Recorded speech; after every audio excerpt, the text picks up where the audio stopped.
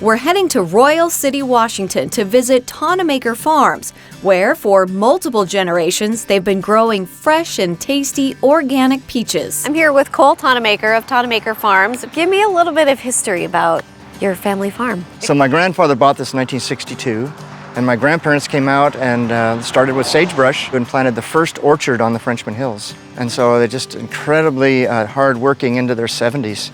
And then talk about a family farm, well, we've raised a family here. Kole's son, Luke Tonnemaker, is part of their third generation at the farm, and today he's showing me around their peach orchards. They're beautiful. Yeah.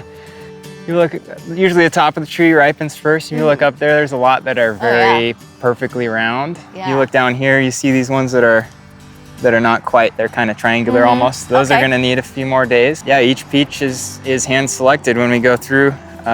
It may take 2 or 3 pickings to finish a particular variety. The Tonnemakers farm 126 acres with 400 different varieties of produce and 40 types of peaches. We're picking an early hail variety called Delp that was discovered in the Yakima Valley in the 50s or 60s. We've had to get new trees made because peach trees don't last over 50 years in this climate. So if you go back to those old varieties, you have at least as good a flavor, if not better, than the new ones. So that's cool. So here at Tonnemaker, you're kind of bringing back We're certainly trying to preserve them. Yeah. Diamond Princess is a newer one that's very red, but it's very excellent, and that's being picked right now.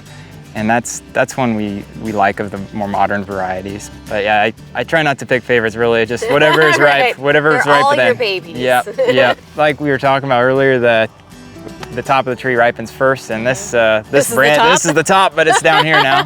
This is heavy. A problem you can see with peaches sometimes. So how would I pick it? yeah, just kind of with your whole hand, grab it, and then just kind of roll through the side.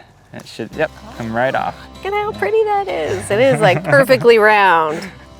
Oh my gosh, that is so juicy. It takes a lot of work to make organic peaches this good, so I asked Luke about some of the challenges they face. Well, you can see on the leaves here, there's some white. Yeah. That's powdery mildew, which can scar the fruit. I see, So this is the scarring. So that occurs right after bloom. And then there's spotted wing Drosophila, which is it's a fruit fly. Despite those pests, Mother Nature is on their side with great growing conditions. The overall climate is very conducive. We tend to have the right temperatures to grow good peaches. It isn't 50 degrees one day and -10 the next. And that's what stone fruit needs, especially, is a consistent temperature. We have the heat when we need it to really bring in the sugars. So.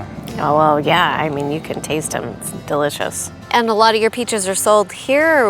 Where else do they go? We sell some right here at the farm, and then we take them to farmers markets. A lot of them go to restaurants. Harvest Beat is one restaurant that buys. Yeah. Getting tree-ripe peaches anywhere is extremely difficult, and that's something that a small farm can do that the big farms can't do better. So the next time you bite into a peach, thank farmers like the Tonnemakers for them being beautiful, delicious, and just peachy.